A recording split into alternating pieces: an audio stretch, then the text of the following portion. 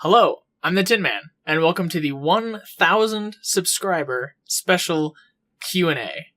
And first of all, before we start, I just want to thank everyone who's subscribed and everyone who's watched the videos and everyone who asked a question. It's so awesome. I can't thank you guys enough for your support in my journey of YouTube, I guess, if you want to call it. It's just so awesome.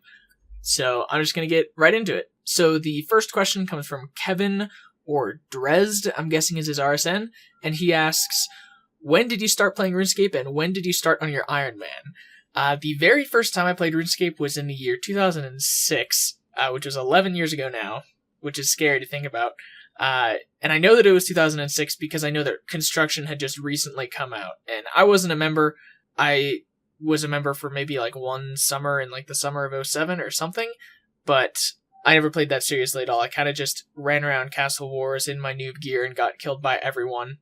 It was my favorite thing to just like sit in a little underground place where you could mine the rocks that would fall down on people, and I would sit there with explosive potions, and then when they would come up from far away, I would start to mine, so they would think that I didn't have one of the explosive potions that could knock it down instantly, so then they would, think, oh, I can run through before that guy's finished mining it. And then as soon as they would, like, get into the place, I'd use the explosive potion and kill him, and it'd be awesome. Because this is the only thing I could do. I was, like, level 40 or something. I didn't even have a rune plate body. I think I just had the best gear that I could buy from shops. So I think I had, like, a mithril plate body, because that's what you could buy from some plate body shop, and I had steel plate legs. And I just looked like a total noob. I remember that. I had all mismatched gear.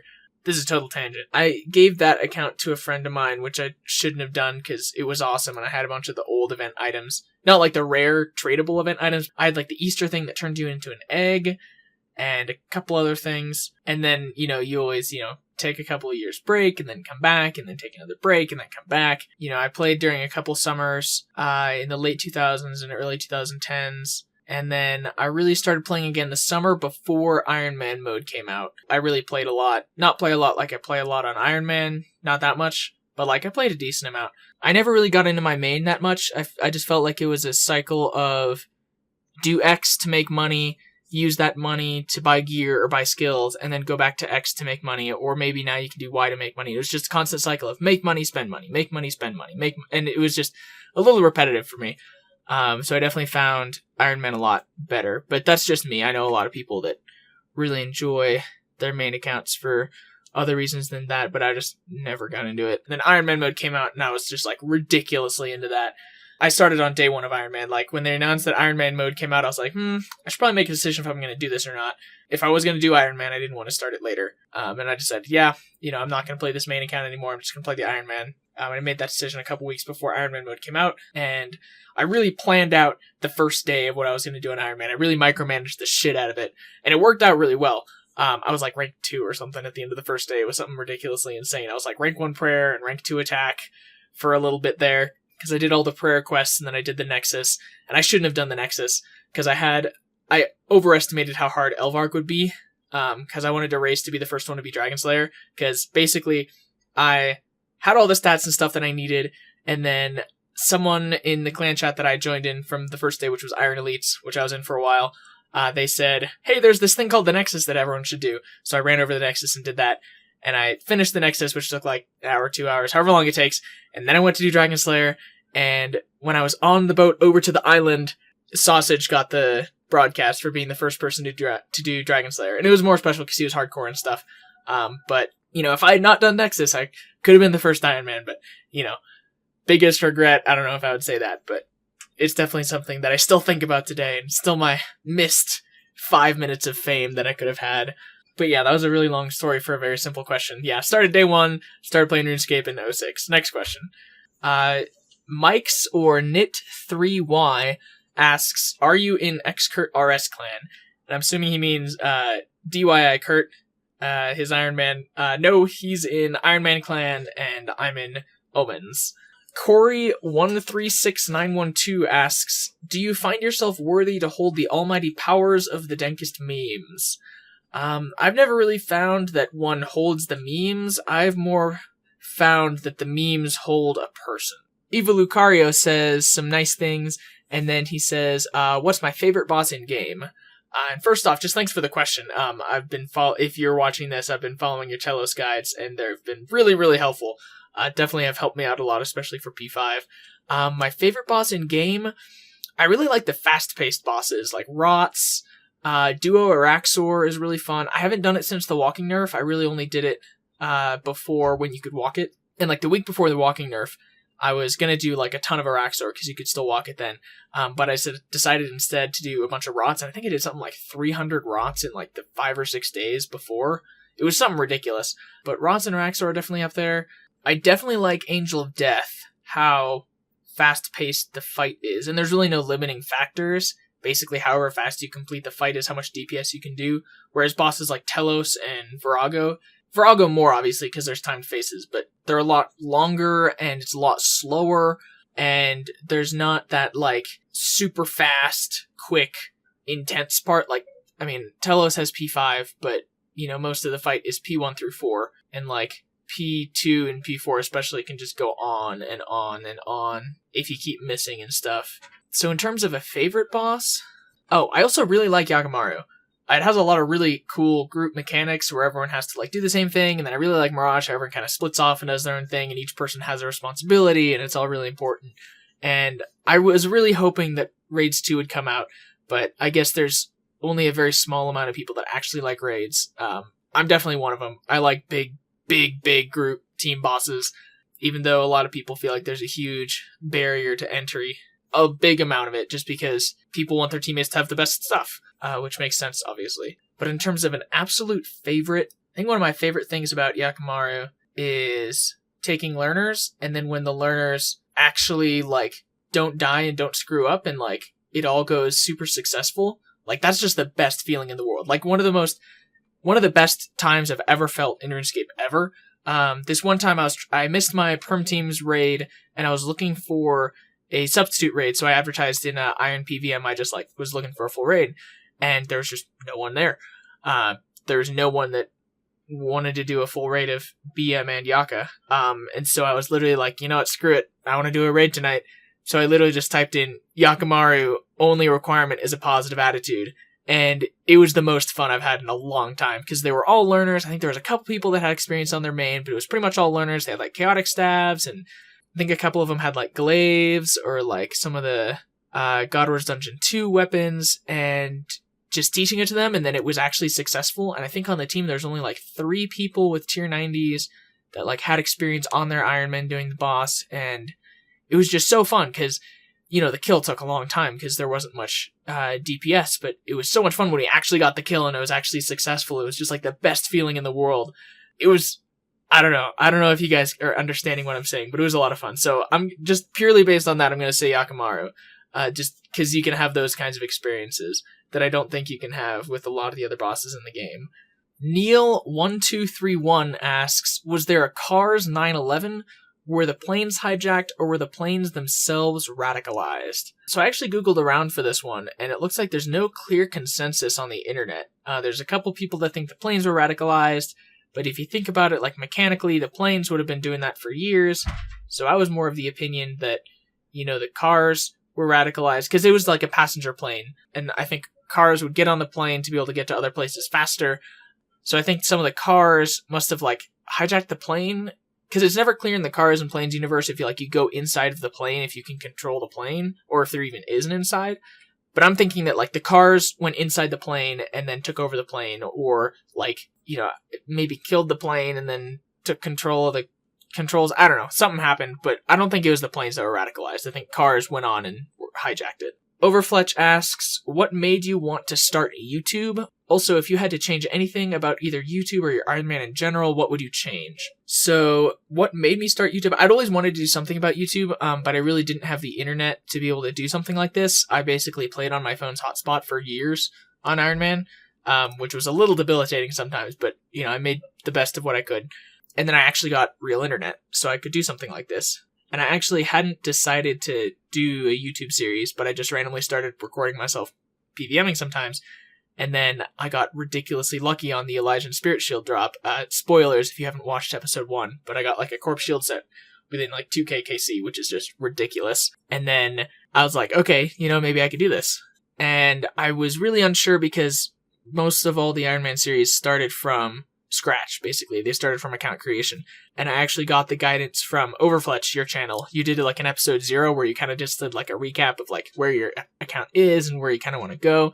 So I totally stole that idea and did my own episode 0 where I explained, out of all the goals where I was, where I wanted to go and all that kind of stuff. And what made me want to start, I kind of just felt that like the high level PvM Iron Man community wasn't really well represented on YouTube.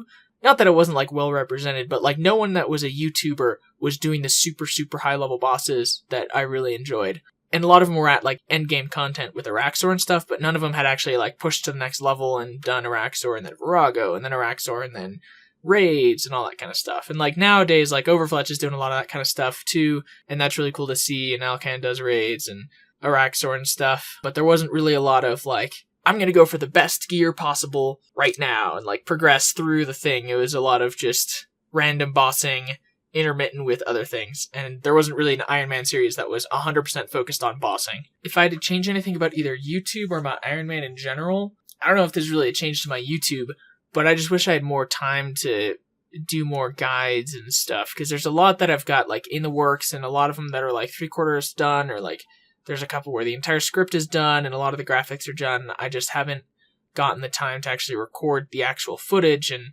record myself doing it, because a lot of my past weekends where I do most of everything have been really booked, and a lot of my weekends for the next month are just booked with just stuff IRL. So I wish I just had more time to do YouTube.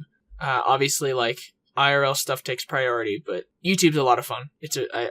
I like doing this stuff a lot. I don't know if that was like a cop-out answer for like anything of what I wish I had done differently or anything, but that's what I'm going to go with. So JingleBombs147 or In the Fire asks, did you train your non-combat skills through combat drops, or did you have another method for leveling those skills? Also, do you ever plan to do a from-scratch Iron Man series? So I'll answer the last part first. I'm not planning to ever do a from-scratch series. A lot of the interesting things in those series is to see how they progress and how they get from step A to step B to step C. And I feel like I've almost answered how to get from step A to B to C at some point along in my series of how to get to this point. I feel like a from-scratch series wouldn't really add much. Plus, doing a from-scratch series on an Iron Man, that's kind of like a double whammy. So I don't know. I like the stuff that I've got. I don't want to start over. I like my stuff. And then, did I train my non-combat skills through combat drops? Well, it kind of depends. Because definitely some of them, yes. Like Herblore, definitely. Combat drops help a lot. Especially nowadays, like just go to Hellware for an hour and you get like 1,000 Lanidimes. And boom, there's like 300k Herblore. Like that's like 500, 600k if you use some ground mud runes on them or something like that. Like that, in my mind, you don't get overloads from it, but it probably competes with Fires in terms of Herblore XP per hour. Cooking, definitely. Rots has a lot of raw food. That's why my cooking level is so much higher than my fishing level. There's a couple other ones where just like the money from the combat drops helped a lot, like fletching, summoning, construction, etc. Smithing, all the ores, that helped a lot. Yeah, I did get 99 smithing from artisans from Rune Ore on the one time that Iron Man got double experience, which was the Falador Invasion event, I want to say. Iron Man got double smithing experience there, which was completely unfair, because half the people had the ores with them and they were fine, and that was me, and half the people were completely screwed, and I just feel bad for them, because that was completely luck and it wasn't in their control at all. Farming, kind of. I mean, herb seeds and some of the tree seeds from Araxor and stuff helped, but farming was a lot of buying maples every day. And then most of everything else was just standard training, I think. Jimmy Johnson asks, do you want Nicolo? No, I'm fine with the SN, man. I don't really feel the need to change my RSN at the moment. I'm Maxing RS asks, are you really that shit at constantly dying? Yes, absolutely. I die a ton. If you go back to the episode where I got Warden, which, spoilers, I got Warden, which was episode 15, I died so much. And, like, if you were good at Telos, you will cringe at how much I died and all the stupid stuff that I did. Like, it was so bad. It was so bad. Like, the little death compilation at the end, it's like an entire minute long, and there's literally a death every second or two. It's constant. And, like, a bunch of the deaths, like, if you go back and actually look at the death compilations at the end of the episodes, a lot of them are really, really dumb stuff. Like, I think there was one of them on Angel of Death where I had switched to Soul Split to try to Soul Split flick, and then I used tendrils at the same time because I was trying to soul split with like the tendrils to get some health back. Right as Nyx used a mage attack on me, and I was at like 7k health and dead, just instantly, just one banged from the 2 attacks. It was rough, but yes, I am that shit at constantly dying, definitely. Another question from Overfletch. He asks, Mr. Tin Guy, what is your first dog's name? My first dog's name was Daisy. I got her when I was about 6, and she lived until I was about 20. So, very long life. She was a very, very good dog. She's super smart. Super smart. Garcia asks, Mr. Tin Guy, where was your first holiday? And I completely misread this one, because when I was, quote, preparing for this, which was just reading through each question once, I somehow thought that meant, what was your first holiday? Where was my first holiday? I have no idea.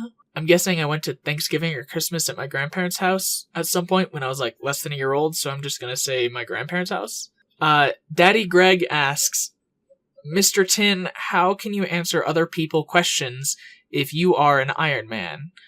I can answer their questions because they sent me questions and I have the ability to talk and to use my brain to answer them. El Torritos asks, Mr. Tin Guy, can I see your loot tab? I don't have like one defined, quote, loot tab of everything, because I put a lot of the resources from the loot, in the resources tab with the herbs and all that kind of stuff, and I have all my seeds in a different tab. So maybe I'll just do a bank video at some point, but sure, maybe in the future. I'm sure if you look at one of the videos, I'm sure I tabbed through my bank. Actually, I know, yeah, if you go to my last video where I got the orbs, I remember I show me putting the orbs in one of the tabs, so there's a loot tab. There's a couple more. Maybe I'll just take some screenshots and put them up. If you see some screenshots on the screen right now, just ignore what I'm saying. Here's the loot tab. VNJ asks, Tin Guy Mister, when did you start Iron Man? I started on the day of release, pretty much as soon as it came out. I think I woke up early on that day, and it had been out for like half an hour at that point.